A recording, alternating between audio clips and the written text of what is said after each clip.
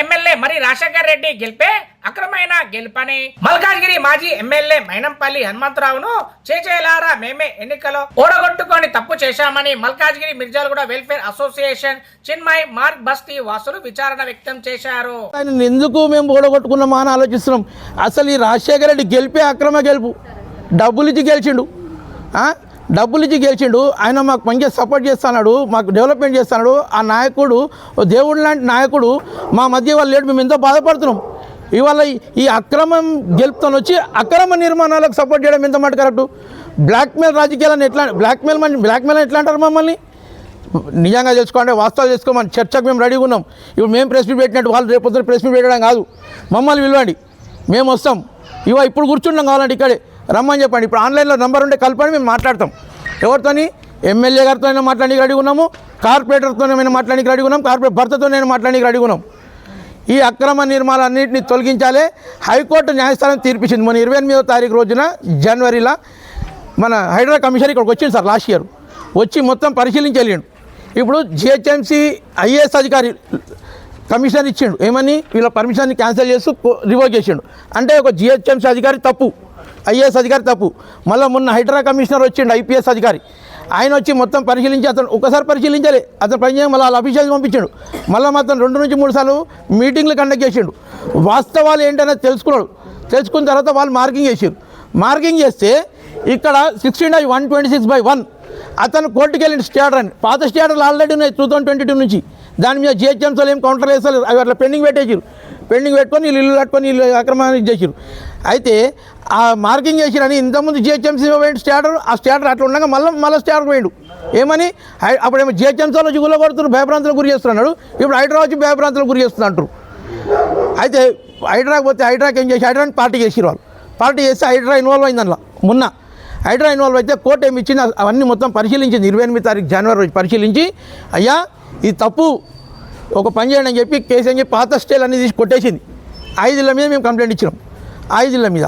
అయితే పాత స్టేల్ అని కొట్టేస్తూ మరి కొత్త ఉత్తర్వులు జారీ చేసింది. ఏమని? వాళ్ళందరికీ 6 వారాలు టైం ఇవ్వండి. 28 జనవరి 2025 రోజు ఇచ్చింది.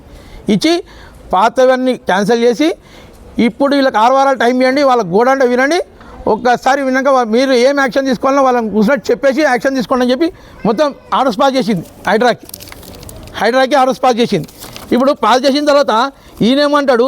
హైడ్రా పనే చేస్తలేదు అంటాడు. మళ్ళీ హైడ్రా పని చేస్తలేదు అన్నాడు. హైడ్రా పని చేస్తుంటే ఎందుకు ఆపిండి అని అడుగుతుంది నేను. అన్న, హైడ్రా ఇలా పబ్లిక్ అంతా అన్ని పార్టీల నాయకులు హైడ్రాని మెచ్చుకుంటున్నారు.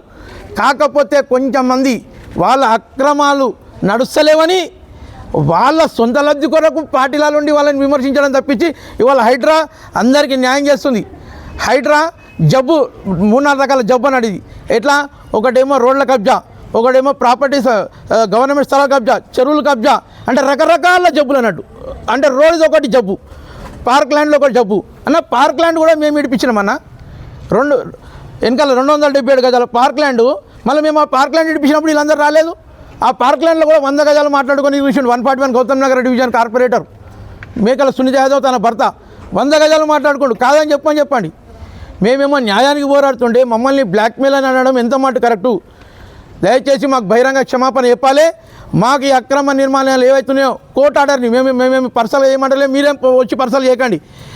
మీకు ఉన్నత న్యాయస్థానం ఇచ్చింది 2 ఆర్డర్లు. 6/2021 ఉన్నది ఒక ఆర్డరు, మళ్ళీ ఇప్పుడు 28/1/2025 కోర్టుని ఫాలో కండి, మమ్మల్ని ఫాలో కాకండి. మేము చెప్తాం, మస్తు చెప్తాం, మేము చెప్తాం, వాళ్ళు చెప్తారు.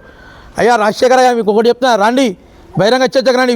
మేము పెట్టి ప్రెస్ మీట్ పెట్టి మరి రేపు పొద్దున ప్రెస్ మీట్ పెట్టకూరి పెడితే మమ్మల్ని పిలవండి, మేము వస్తాం అక్కడికి. ముఖాముఖి కూర్చున్నాం. లేకపోతే ఇదే స్వాతంత్ర సమరయోధుడు. ఇలా స్వాతంత్ర సమరయోధుడు నివసించినటువంటి ఏరియాకే మీరు న్యాయం చేయలేకపోతే మల్కాజిగిరి కాన్స్టిట్యూన్సీకి నువ్వేం న్యాయం చేస్తావా? నాకు అర్థమవుతలేదు. చేత కాకపోతే తప్పుకో. కానీ మేము చేసే పనులకు, మంచి పనులకు మేము ఇలా ఇంతమంది బాధపడుతున్నారు. లేడీస్ అమ్మ మీరు మాట్లాడాలి, మా శోభమ్మ మాట్లాడాలి, లేడీస్ మాట్లాడాలమ్మా. మీరు శ్రీరాములు యాదవ్ మాట్లాడిన అన్ని వాస్తవాలు, నిజాలు మాత్రం మాట్లాడినారు. ఇందులో ఏం అబద్ధాలు లేవు. మేమందరం ఆయనతో పాటుగా మేమందరం కూడా వర్షాలు అనగా మళ్ళీ వర్షాలు పడుతుంటే అంటే జ్వరాలు వస్తున్నట్టే లేడీస్ అనకుండా కూడా ఎక్కడికి మున్సిపాలిటీ ఆఫీసులకి అన్ని చోట్లకి మేము తిరిగినాం. కానీ ఇది న్యాయం కావాలి. మేము ఎవరిలో కూడగొట్టాలని మాకు ఉద్దేశం లేదు. ఎందుకంటే మాకు రోడ్డు కావాలి, రోడ్డు పెద్దగా కావాలి. ఎందుకంటే మాకు ఒకటి ఏంటంటే ఎక్కడికి మేము వెహికల్ కావాలన్నా కూడా మేము ఫోన్ చేస్తే బుక్ అయినట్టు అవుతుంది, మళ్ళీ క్యాన్సిల్. అట్లా ఎంతోమంది మా రోడ్డుకు రావాలంటే కూడా ఎవరు రావట్లేదు. పెద్ద మనుషులు, పిల్లలు, స్కూల్కి వెళ్ళే వాళ్ళు చాలా ఇబ్బంది పడుతున్నారు. పొద్దున సాయంత్రం ట్రాఫిక్ వచ్చి ఎవరైతే మరి ఇది ఇక్కడ అన్యాయానికి ఎవరు పోరాడుతున్నారో వాళ్ళు వచ్చి చూడాలి. ఏ రాజకీయ నాయకులైనా కూడా వచ్చి చూడాలి. చూసి మమ్మల్ని అందరూ పరిశీలించినాక మాట్లాడాలి. ఏ అసెంబ్లీకి పోయి మాట్లాడాలన్నా కూడా మాతోటి మాట్లాడినాకనే వెళ్ళి మాట్లాడాలి. మాతో మాట్లాడకుండా అసెంబ్లీకి అక్కడ రాజకీయ నాయకులను వాళ్ళందరినీ కలిసి మాట్లాడడం కాదు. ఇక్కడ వాస్తవాలు తెలుసుకోవాలి, స్థానికులతో కలవాలి, ప్రాబ్లం ఏందో తెలుసుకోవాలి. ఉట్టిగా గెలవడం కాదు, గెలిచి న్యాయం చేయాలి.